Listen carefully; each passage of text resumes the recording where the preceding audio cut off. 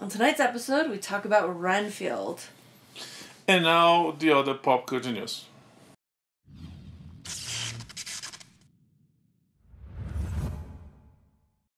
So, beloved, how was Renfield? Oh, it was fun. If you saw the trailer for this Nicolas Hoult horror movie, with very funny comedic elements. If you saw the trailer and you liked it, you're gonna like the movie. Yeah. And it's good. It's very entertaining. It's they have a very specific aesthetics homage to old Dracula movies in the beginning, in the final credits, and it's very interesting and creative on how they transfer Renfield and Dracula relationship to modern times in couples environment, codependent relationship, and there's like psychology of it, and there's treatment, and there's overcoming, and of course there's bad guys and there's more bad guys, and a lot of blood. So much blood. Yeah. This movie's working on a lot of levels. There's good versus evil, there's redemption, there's cops versus gangsters, there's, what else do we have? Family. Yes, family. There's, like you said, the whole psychology of like codependency and narcissism and relationships. There's comedy. Self-value. Yes. It starts out pretty humorous, but then very quickly gets into really quickly gets into like the good versus evil stuff, and like the the fight to overcome, or the fight to end evil. Lots of blood, lots of like really entertaining, gruesome, over the top combat sequences that I really enjoyed. Yeah, very intense action scenes with Renfield and Dracula and some of the bad guys. Yeah, Nicolas Cage was like, this is like peak at Nicolas Cage, I would say. He seemed to really enjoy himself, just like held nothing back, in all the best ways. I really enjoyed his performance. Nicholas Hoult seemed to turn into Hugh Grant. This could have been like 1999 Hugh Grant. I feel like he reminded me a lot of him.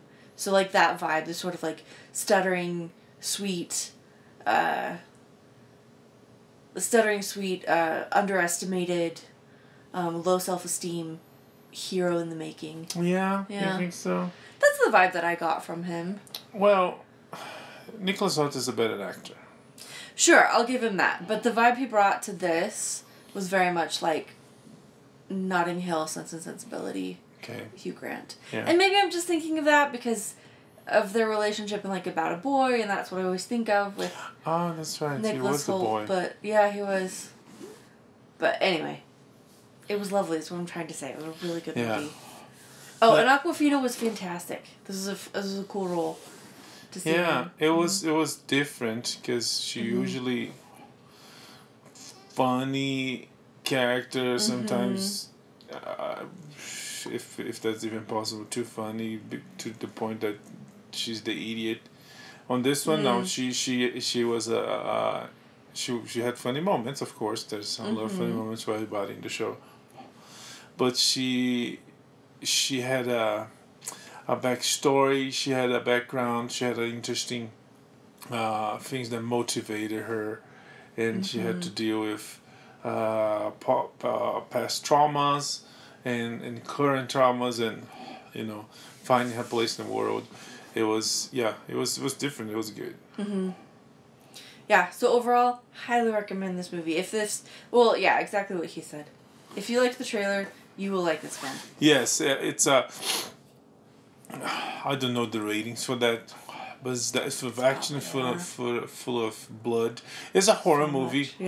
With a lot of funny elements, because when you hunting vampires 200 years ago Yeah. is one thing. When they come to 2023, you know, it's already funny because, you know, they live in a world with so many different things that they had before. Makeup was very good. Special effects are decent, good.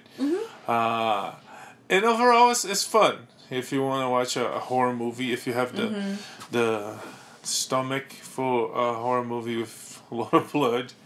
So much blood. And really an unusual number of severed arms. Yes. I feel like. I mean, I don't count the number of severed arms per film, but this just felt like more than I would normally expect. Yes. So there's that as well. Anyway. Renfield. Available in theaters everywhere. Yeah, I guess you go check it. Yeah, well worth it. Okay. We also watched a really interesting, entertaining series called Jury Duty, starring James Marsden. Yes. As James Marsden. Of some of the same producers from The Office. With James Marsden, the X-Man. Yes. This one is a reality show, but it's not really a reality show. Yeah, it's kind of bizarre. It's a very interesting experiment, which I thought it was overkill. It was funny because they wrote everybody in a very interesting, funny way. But for the sake of the experiment, so it's a jury duty. It's a jury.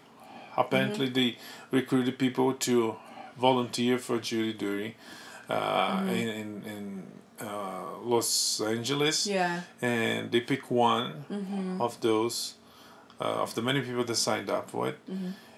Yeah, Jury Duty as part of a documentary film. Yes. Yeah.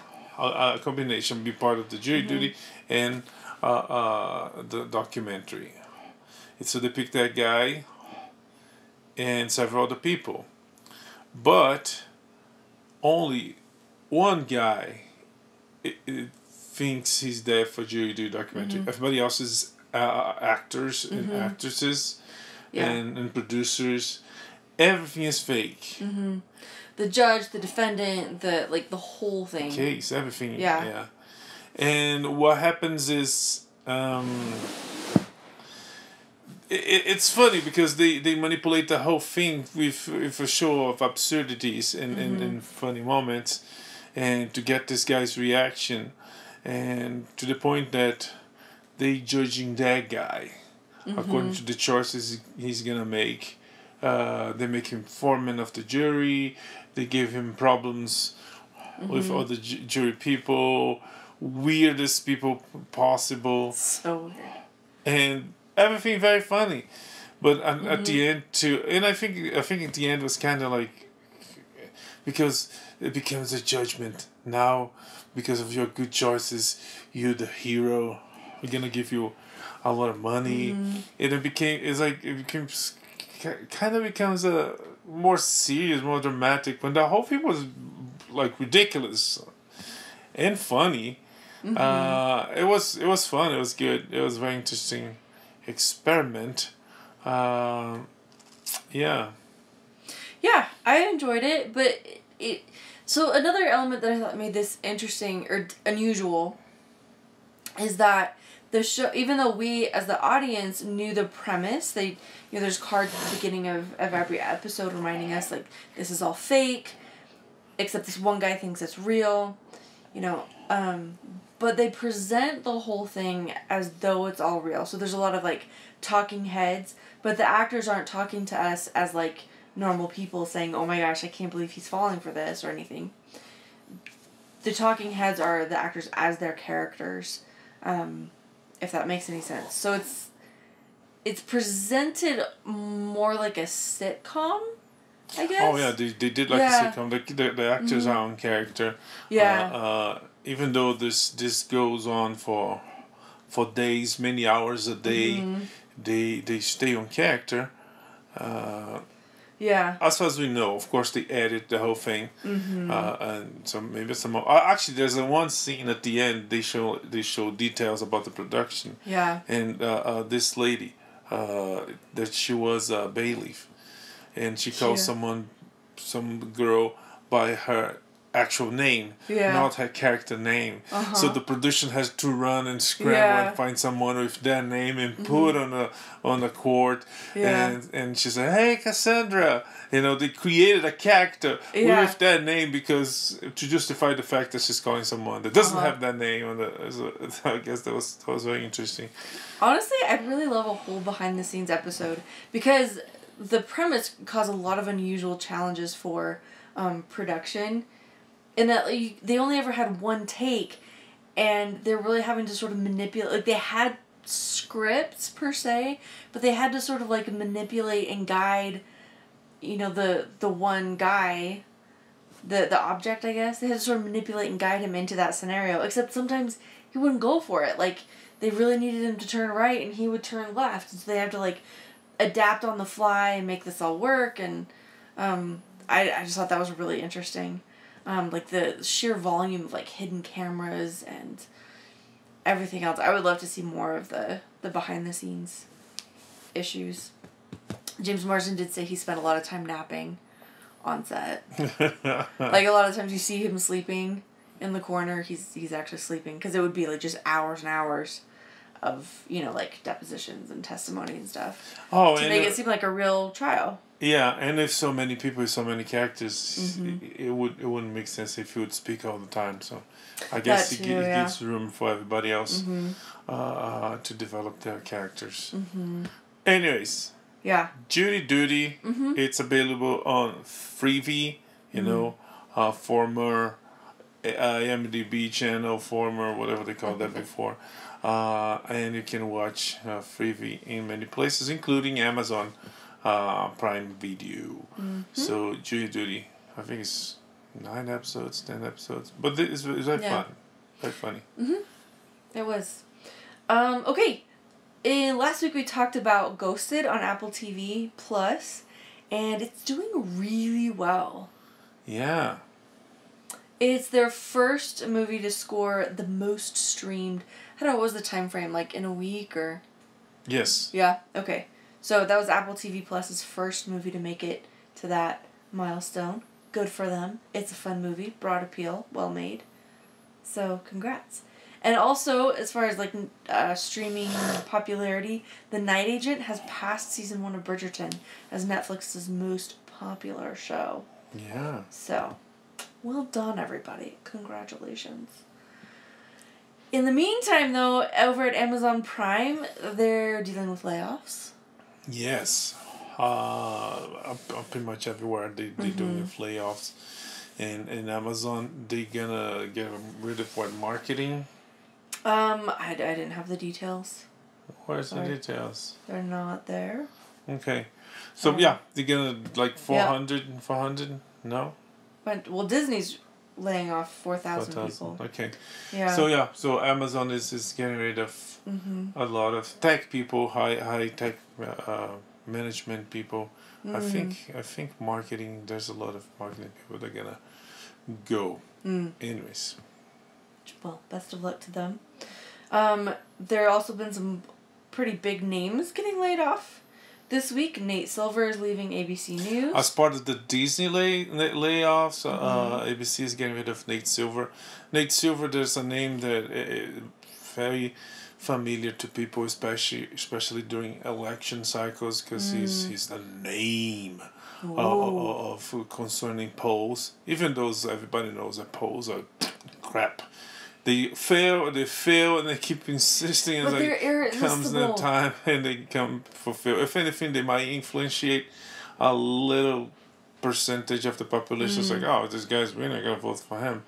I'm not gonna vote for this guy that has no chance. But so Nate Silver is that name. He will be gone from ABC.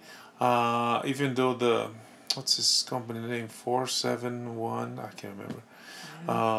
Might still be part of ABC. Another big one was Fox and Tucker Carlson. Fox News, they departed, split ways. It's not clear what happened. There's rumors that he quit on Friday prior to Monday. When the news came out, he was like having pizza on his show and say goodbye and see you Monday. But so it didn't seem like he was planning on it. Yeah, and there's some details about 60 Minutes put a piece, and he would put a piece in response to that, and Fox said no, and then he quit. That's one rumor. Another rumor is that he might have to be let go or fired as part of the settlement, that Fox News did to the Dominion electronic voting systems. So that would be part of the settlement, which the week before, Don Bongino, also from Fox News, was fired too. So there's rumors that might be because of that, but it's not clear. On the other side of the aisle, Don Lemon was fired, and that one is clear. Everywhere you can read about how it was an economic decision, because he was not, Tucker Carlson is a very mysterious one because he was the king of primetime cable news. His numbers were like over the top. He was worth a lot to the company, to the point that the last couple days without him, the numbers start dropping. The stocks of the company start dropping. So it's almost like it was a terrible idea to fire him, unless they were made to do it because either he quit or because it was part of the settlement. But Don Lemon, he was doing stupid things on CNN. That's not us. That's Google. No, that's a fact. It's not Google. Yeah, no, Oh, yes. Yeah, that's right. Get it? Oh, that was mean. Oh, no, that was good. That was good, yeah. Anyways, apparently he wasn't on his prime, right? Oh, it's just, okay, I am trying so hard to be, a kinder person, but that still just really gets my goat, everything he said there. But he even before that, he wasn't performing, even though some people like Al Sharpton was like, you have to take him back, we can do this, he's us, and crap like that. Anyways, but he was CNN on nights, and then he was demoted to mornings. In the mornings, I guess he started speaking more stupidities than usual. That was the whole occasion that he called a woman Nikki Haley was past her prime. Yeah. And then one of the lately ones that some people might say it was the tip of the iceberg. They were having a racial discussion with a guest, and then he calls the guest, but what you do in whatever race you are, and All right. So he needed to be done. So not someone who can handle a national platform. He claimed it was a surprise, but again, in Hollywood and showbiz, it might be part of the thing to claim this. Oh, what did I do? Victimize himself.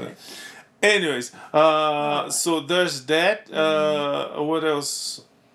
You got Freeform written here. Oh yeah, I also was part of the Disney layoffs. Freeform and ABC are losing people from marketing, from management, from production, from... Anyways. All right. Not all is gloomy on the streaming front. Peacock exceeded, or rather Comcast exceeded Wall Street expectations when Peacock got up to 22 million subscribers. Yeah, so good for them. Streaming is alive and well. Even though some things don't last.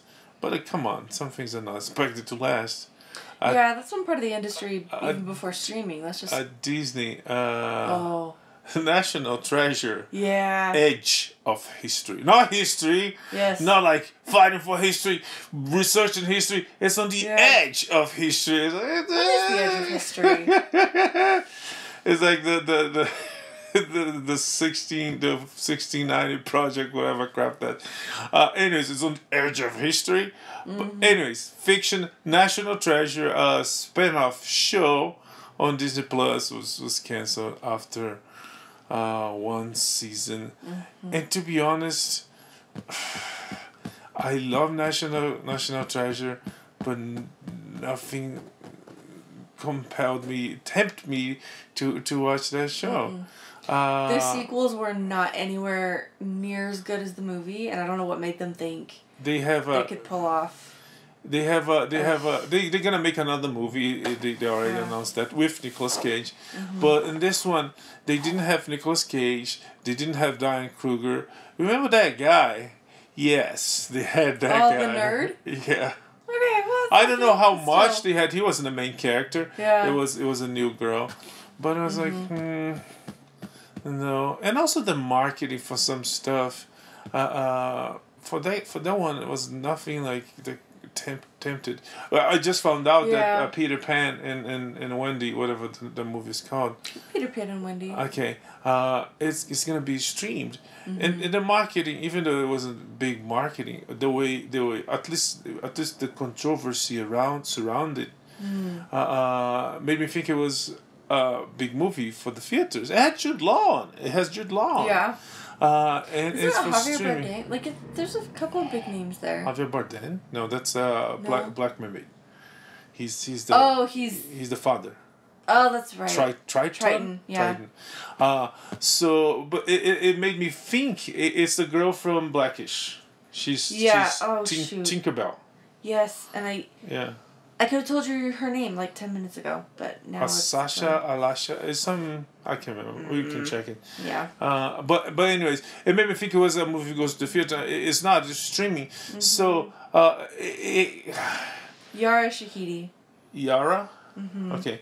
So but National Treasure was like, they didn't have like any big names or stars, and I don't know. I never felt tempted, and I still don't.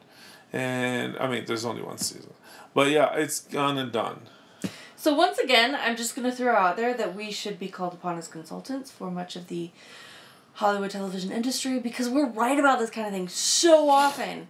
I told you this was a bad idea, and I shouldn't have done it, and I'm just saying. Yeah, the way the industry work nowadays, especially with the whole wokeism, the woke movement, is like they count that some things will fail and the good of it, you know. It's expected damage, no expected. There's collateral. No. There's a technical term for in war. Like acceptable losses, acceptable you know. So in those cases, a lot of cases you might think we almost have like factually evidence that in a lot of cases they know that people gonna hate this, but sometimes the hate will bring people to hate watch, to hate talk about it. You know, in Hollywood, there's an old saying, you know, talk good, talk bad, but talk about me. There's nothing, there's no such thing as bad publicity.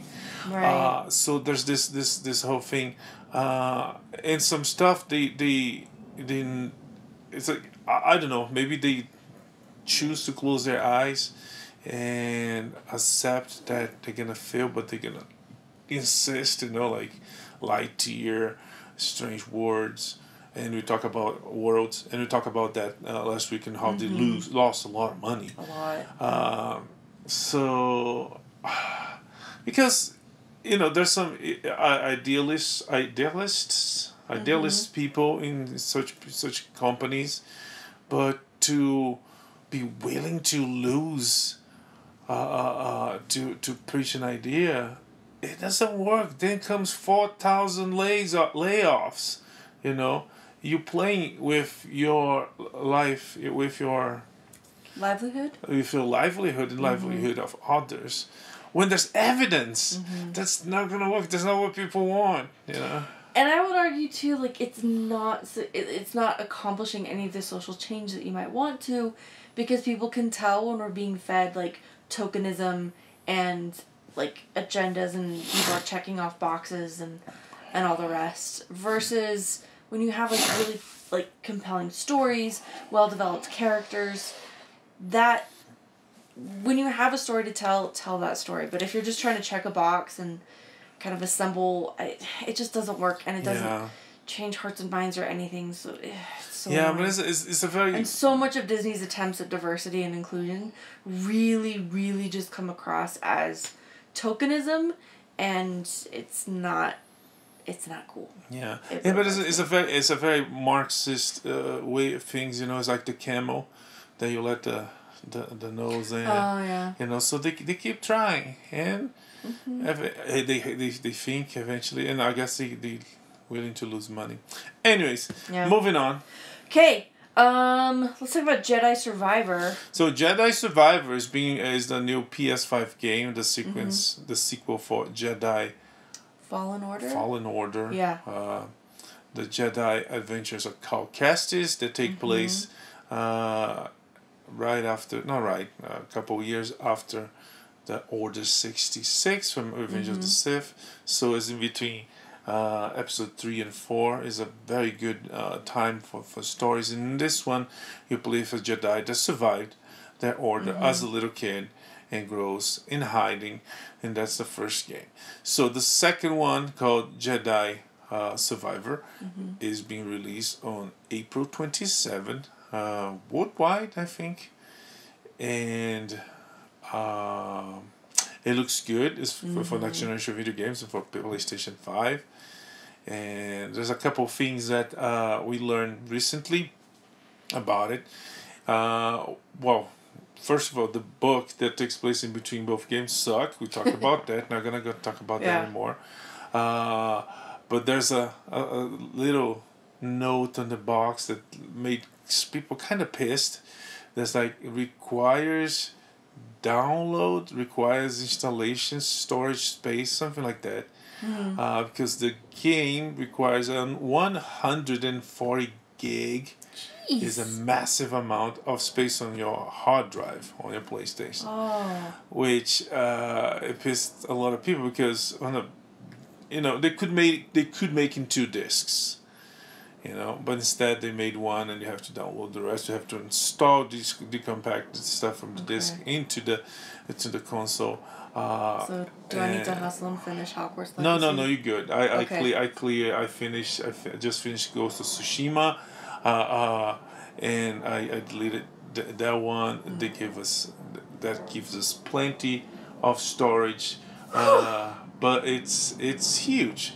Yeah. The other thing I just saw and I thought it was like funny, ridiculous, snowflake generation. Go ahead. Yeah, they've added an arachnophobia toggle that lets you remove all the spiders. So. Okay. So why I thought that I don't like spiders. I don't love spiders. And I it's like every game, and you playing Hogwarts, you saw that. So many spiders. Yeah. You would not have a game. Well, you would have like half the game. Every game we would have some sort of alien, some sort of monster, spider-like. I guess I don't know.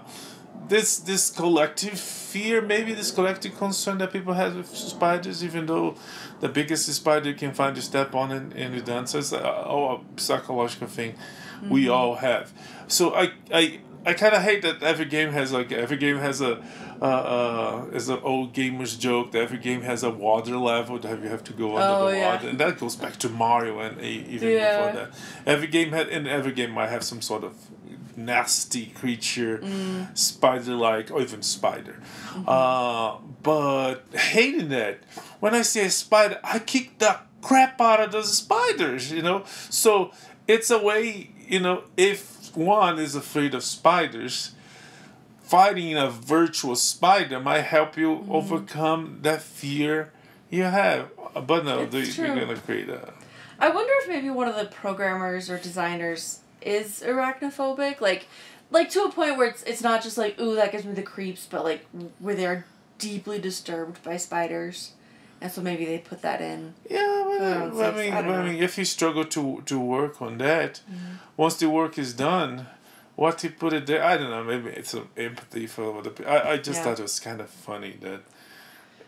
And I wonder how that works, because there's images of the game and he's finding a big gigantic spider. If you're like taking something out of the background, whatever. But if it's because like in Hogwarts Legacy, you're encountering spiders all the time. There are spiders that are part of like the main quest, a lot of the side quests. When you're just walking around, you run into giant spider And you can claim it's about little kids because the game is rated for a specific age. Yeah. So yeah.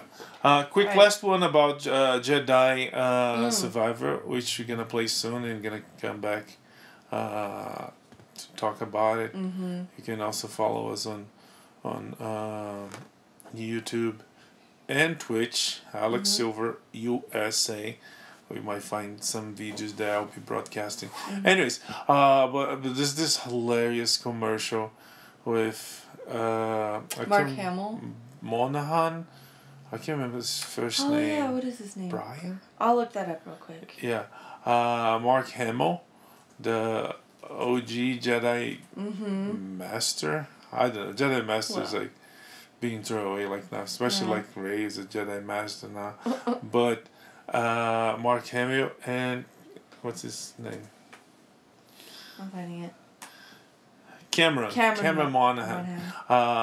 They doing Jedi training session. Yeah, and like the motion capture. For motion studio, capture. Yeah. And Luke Skywalker, Mark Hamill was like concentrate, let go of your feelings. Yeah. The Jedi training. He's like got him blindfolded. He's throwing popcorn at him. Yeah. Because I don't really have the Force. And at some point, Calcast is us, the character in the game, is training with 2 lightsabers. And it's like, 2 lightsabers? Yeah. They never gave me 2 lightsabers. It's pretty fun. And again, the game is out. We'll come back to it. Okay. Sticking with Disney for a moment, Scarlett Johansson has said she's done with Black Widow. If you're hoping for more, just stop or go read some comic books. She's done until she comes to her with a truck full of money. Yeah. Because, come on, it's their job. It's to make a living out of it. So, I don't know. I mean, I don't feel like there's a whole lot of story to tell. They're moving on from those OG Avengers. Oh, that's true. And also, if it's anything, it's a good time to leave because things are going bad for them. Yeah.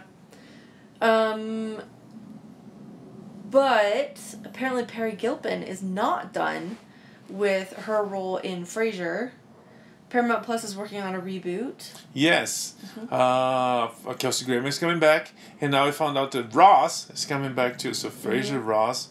I think... I'm trying to remember if I read somewhere that...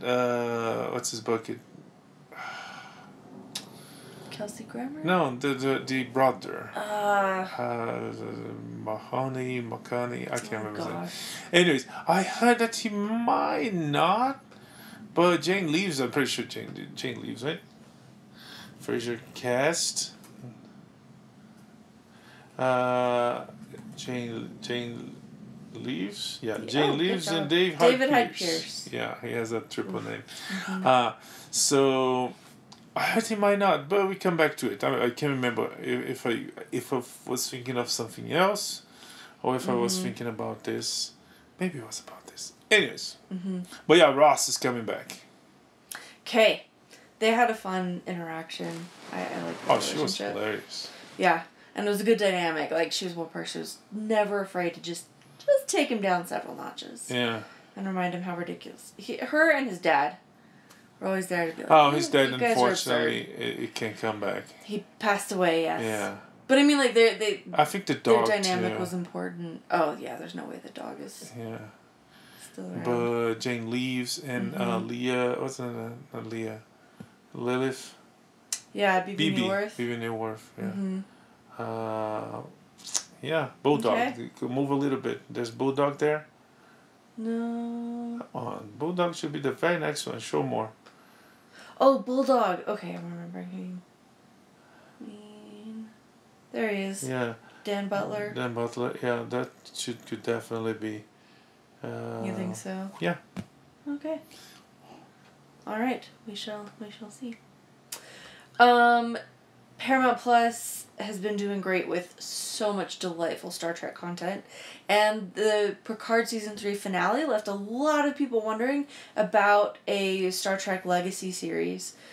with Captain 7 of 9, Rafi, and the LaForge and Jack Crusher, yeah. But the showrunner, Terry Matalas, has explained why that's probably not going to happen.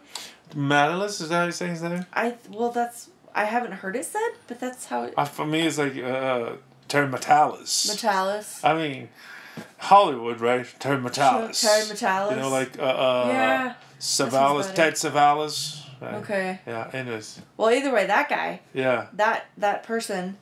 Basically, it comes down to money. It's expensive to make, and they're already making a bunch of Star Trek content, so it's probably not going to happen. But this one would be much cheaper, because you know they don't have Patrick Stewart all the time. Would assume. True. They don't have the whole cast all the time, and yeah.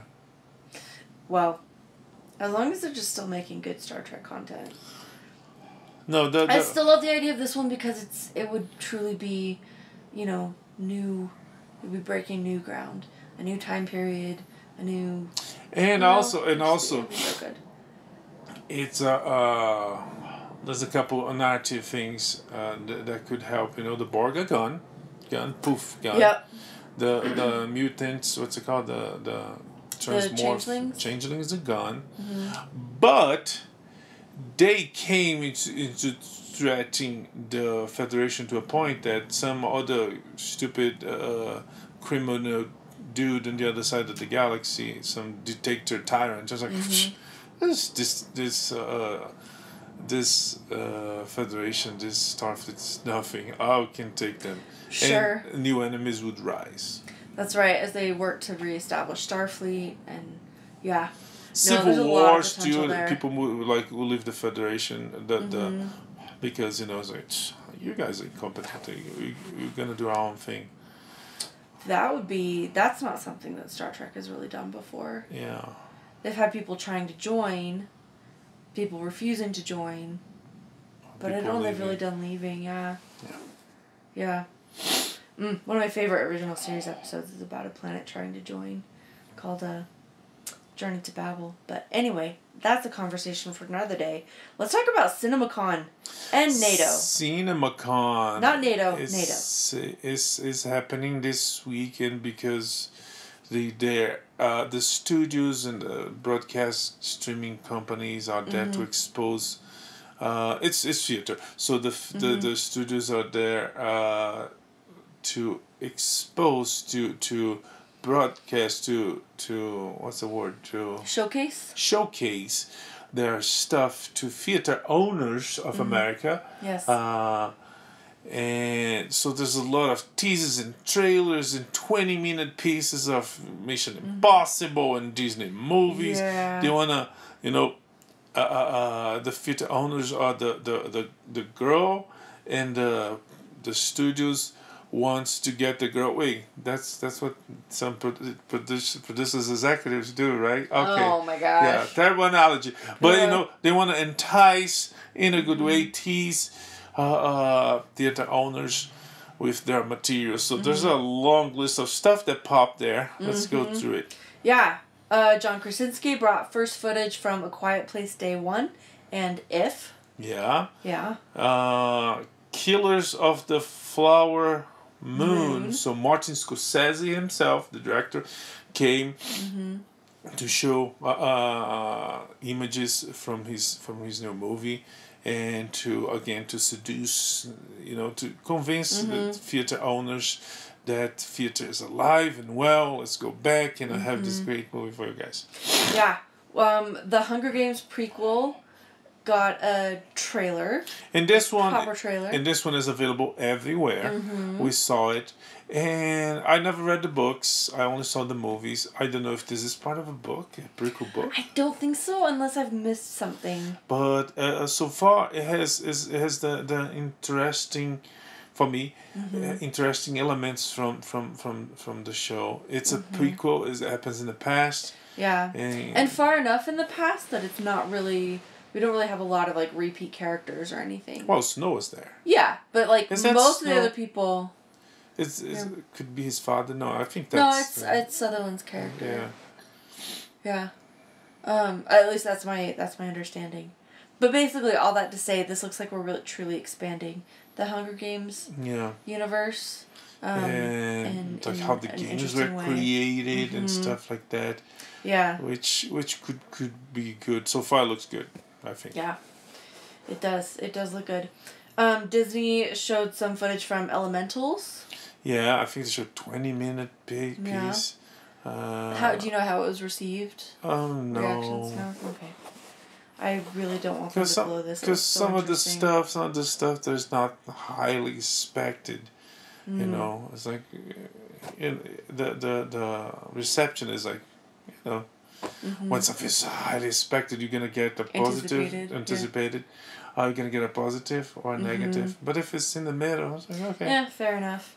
You mean Indiana Jones?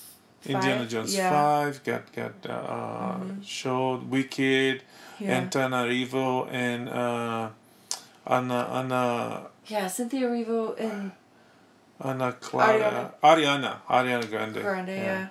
Andy's gonna be really excited. Our daughter's gonna be excited about this. I introduced her to the Wicked soundtrack the other day in the car, and when we got home, she grabbed the remote and was like, "Where's Wicked streaming?" I'm so sorry, you child of the 2020s. She gets so frustrated when she can't find something to watch. Like if she wants to watch something and it's not available on streaming, she's like, "What? Right? What do you everything mean? should be in one place, right? Yeah. The Universal, not the studio, the Universal Library of Content. Wouldn't that be wonderful? Yeah. Yeah. It's kind of funny because I feel the same way. Not when I can find something on some streaming service or another, but when some stuff is not available anywhere, and it's not only not available now, but it's not available to buy digital copies or to available or will ever be because of contractual. So you have to go back and like a caveman buy a DVD. Yeah, and you know, there's this really good American history movie made. I think it was made by Discovery Channel. It's a movie. It's not a documentary. It has Jeff Daniels as George Washington. Ooh. And everybody says it's really good. You can find it anywhere. Maybe, you know, HBO Max gonna join forces. No, but that's Discovery. Yeah, never mind. Yeah. But yeah, there's still some stuff in the limbo that we might never. Oh, the Dungeons and Dragons animation. After watching the movie, I wanted to see too. I can't find anywhere. There's a Spanish version in DVD used on eBay. It's like, oh no. Wow, that's rough. DVD. It's super expensive. It's like, no, anyways. Not worth it. The live action Cinderella with, what's her name? Lily Evans? I don't know. Anyway, and Cate Blanchett that, like, got nominated for Oscars and everything. It's so good. Cate Blanchett? Yeah. She's the stepmother. She plays... Oh, that's right. Oh, the Disney one. Yeah. Oh, okay. Yeah, and I can't... Lily Depp Rose Depp. Isn't she Johnny Depp's? No. No, it's not her. It's... Anyways. Oh, that's gonna bug me. Anyway, it's such a good one. It's like the one reboot that they actually did right. It's not on Disney? It's not on Disney? It's not on Disney. Cinderella. Yep. Made by Disney. Yep. That's because of weird, like you said, the weird contracts and things like that. So I hope eventually it will be. But anyways, Wicked, I am so excited for that movie. Because I love the soundtrack and I've never seen it, the musical. Vin Diesel was at the CinemaCon to present footage from Fast X. And, you know, that's one that might excite the theater owners because it brings people to the theaters. It's a pretty reliable franchise. It's a franchise that keeps going and keeps making money. Yeah. Universal was showing off, they've got a Nolan film, Oppenheimer, and Fall Guy. I don't remember. Fall Guy is a Barbie guy. What's his bucket? Ryan Gosling and Jennifer Blunt. Not Jennifer. Emily Blunt. Oh. Based on the show, back in the day, it was Lee Majors. Lee Majors? Yeah, Lee Majors. Okay. He was the Fall Guy on a TV show. Oh. And they're going to make a movie out of it. Nice. Talking about shows that became movies, Mission Impossible, the successful action TV show that became an even more successful action movie series. Promoted Mission Impossible: Dead Reckoning Part 1. Tom Cruise showed chunk of the movie to the theater owners, and everywhere. Is that a summer release? Do we know? Because it seems everything that's here is coming soon with few exceptions. Okay, Trolls Band Together, another sequel for the Trolls movies. Napoleon. This one looks interesting. The Ridley Scott epic with Joaquin Phoenix. And it's if anything, what we heard from what was shown at this movie, like many other Ridley Scott movies, this is made to watch in the theaters in a big screen possible. It looks cool. It's epic. I have feelings about French history. They're all positive. I am very excited about this. Equalizer 3. Yeah, there's a Washington coming back, a reunion. Apparently, Dakota Fanning from they work together on Men on Fire. Not Men on Fire. Oh crap! What's the name of that movie? I don't remember. Maybe it's Men on Fire. Yeah, let's say it's Men on Fire. And they're gonna be reunited for this movie. Yeah. Very cool. Ghostbusters. Another Ghostbusters coming. There's no details about it, but apparently they're gonna develop the story of the the new gang, the new crew. Yeah, I wonder if there's someone you could call about that. Okay, Kraven. Kraven the Hunter, Spider-Man villain. You know, the last hunt of Kraven in some big comic books is getting a solo movie. I guess is a hero. I don't know. He was the ultimate hunter, and the ultimate prey would be a man, but even bigger than that, a Spider-Man. And yeah, it's very intense. It's very good in the books. And this one is about doing with nature and going like poison ivy. I don't know. We could only see an image of what's his bucket. I can't remember. Gosh, I can't remember so many names. It looks okay, but we'll see. Into the Spider-Verse. We've already seen some trailers for this. The first one was so good. I love the animation style, and the trailers look really promising. Yep. So, about that. Bad Boys. This is a sequel. Another Bad Boys. Will Smith, Martin Lawrence were there promoting another sequel for BB.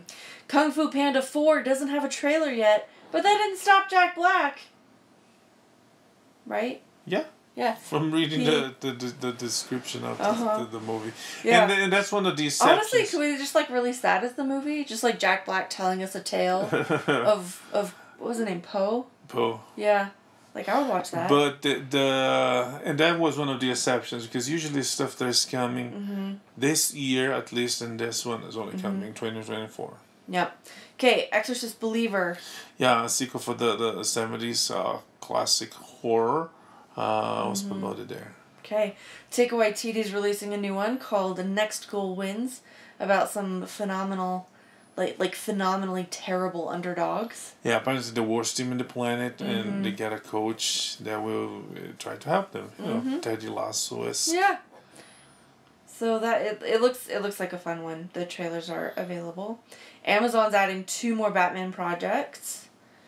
There's an animated film and a show. Yeah, to complement that Cape Crusader that they got it from HBO. HBO passed it on it. And Amazon's like, nope, we want it. So, I will never say no to more DC animations. What's A Haunting in Venice? A Haunting in Venice is the third installment of Death in the Nile and the Murder on the Orient Express. Q Perot comes from a third adventure. Oh, that's great. Aquaman? We saw stuff from Aquaman, from Dune 2, Meg 2. Apparently there's bigger creatures under the sea. There's always a bigger fish. Paramount promoted the new Smurfs, this time with... what is the name of the person? It wasn't there. Oh, really? Yeah. Oh, gosh. You gave me. Black Girl. Is that Black Girl? Oh, come on. There's a few. Can you give me other... Smurfs, CinemaCon, see what you can find. Okay. Rihanna. Oh. Yeah, okay. Rihanna's going to be Smurfette on the next Smurf project for Paramount.